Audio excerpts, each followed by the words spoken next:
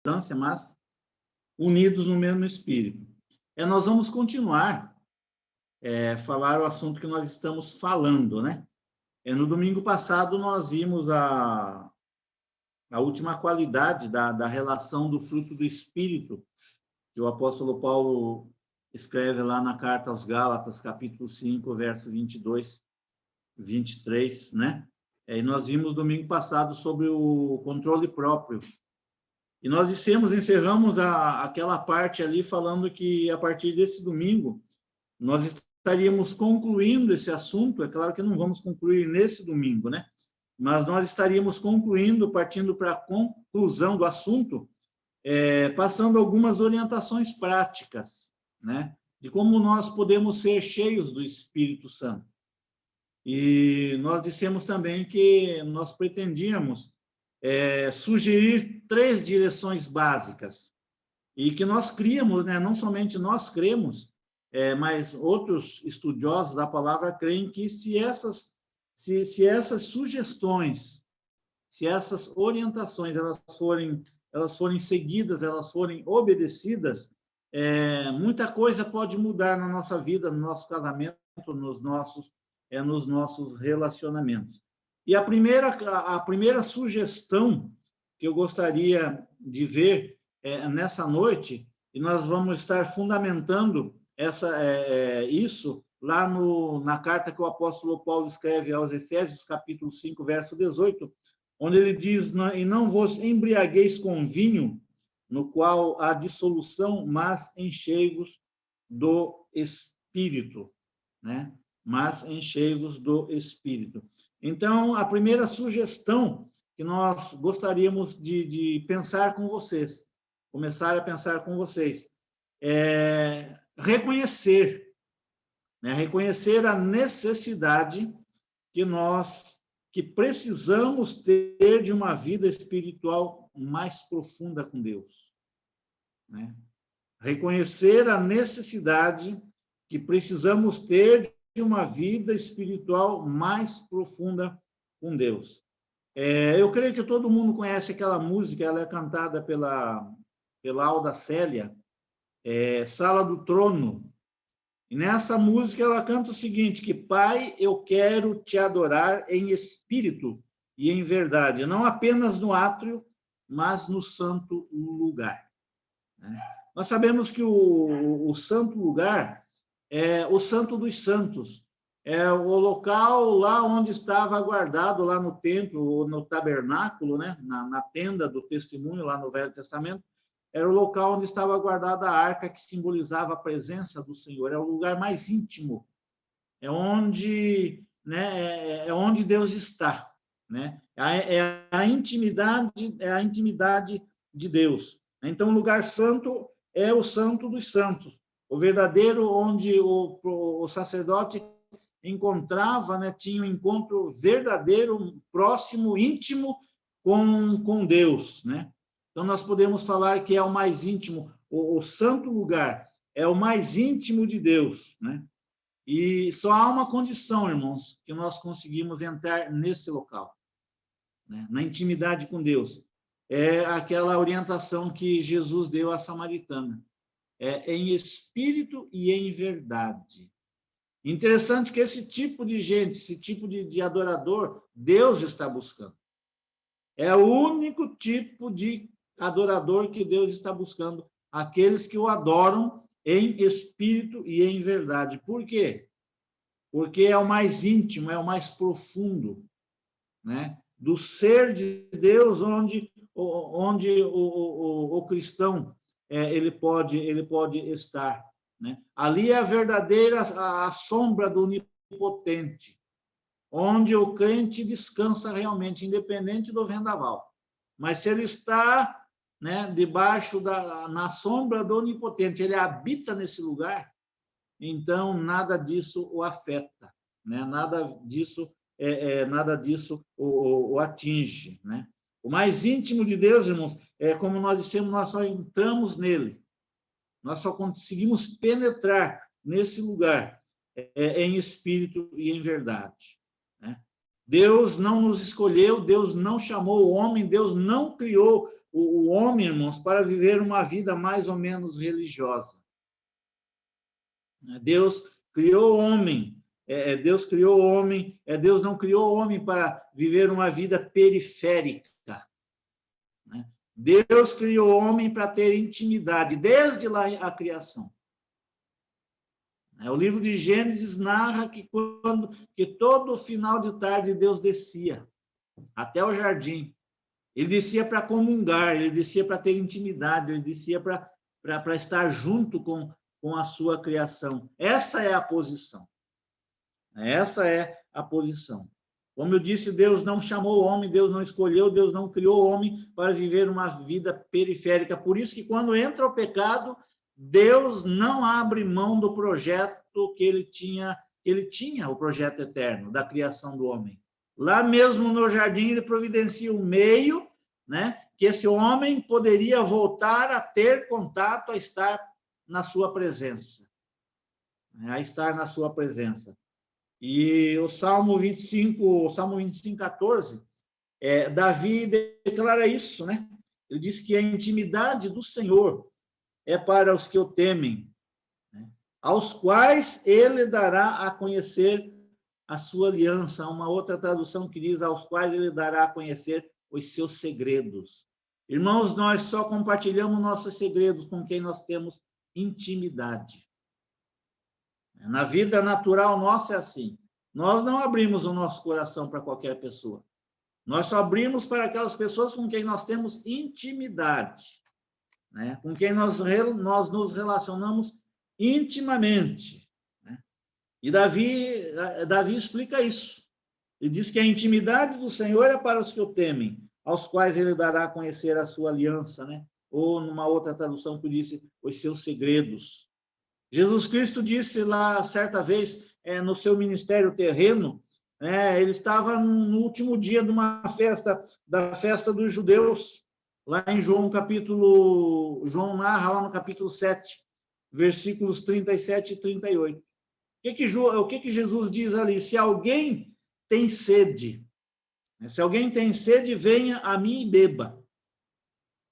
Quem crer em mim, como diz a Escritura, do seu interior fluirão rios de água viva. Ele fala que quem tem sede, irmãos, quando nós temos sede, nós vamos à fonte. Quando nós temos sede, nós corremos atrás da água. Ele está falando isso com relação, ele usa isso, né? Essa figura aqui, para falar com relação à intimidade, com relação ao beber de Deus. E no versículo 39 desse capítulo 7 do Evangelho de João, ele explica que isto ele disse com respeito ao Espírito. Então, ele está dizendo, quem tem sede, venha a mim e beba. Beba de quem? Beba do Espírito. Sacia essa sede com o Espírito, né? Então, no versículo 37, Jesus diz, se alguém tem sede.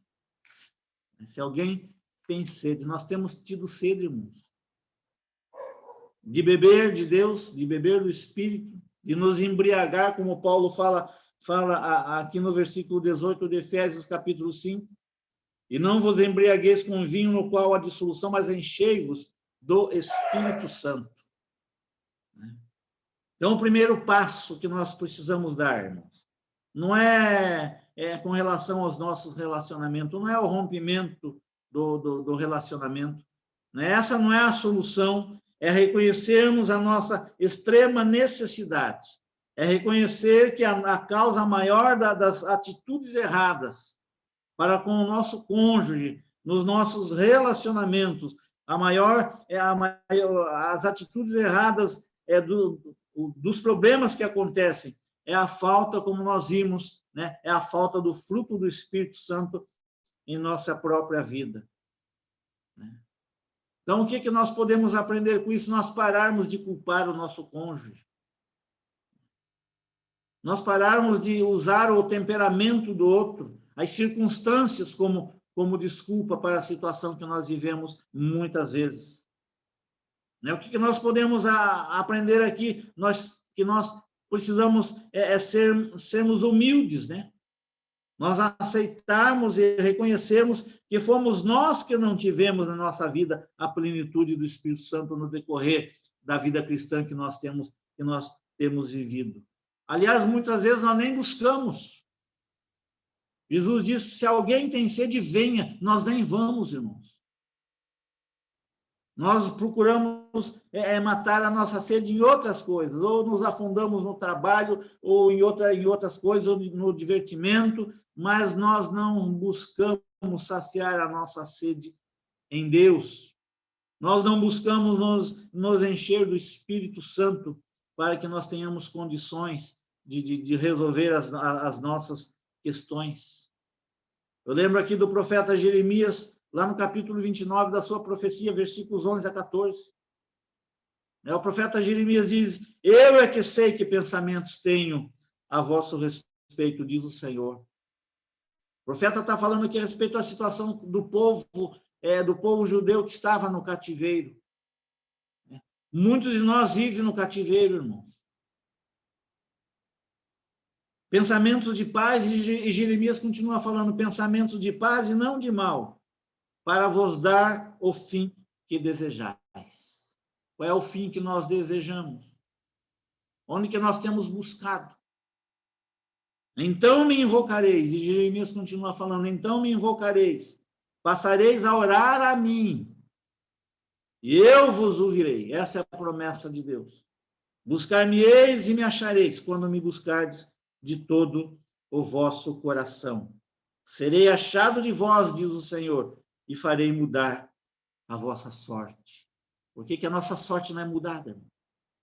Por que a nossa situação muitas vezes não é mudada, não é transformada?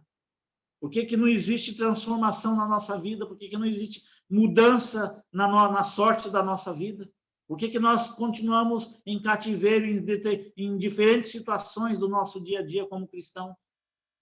Porque nós não fazemos isso aqui.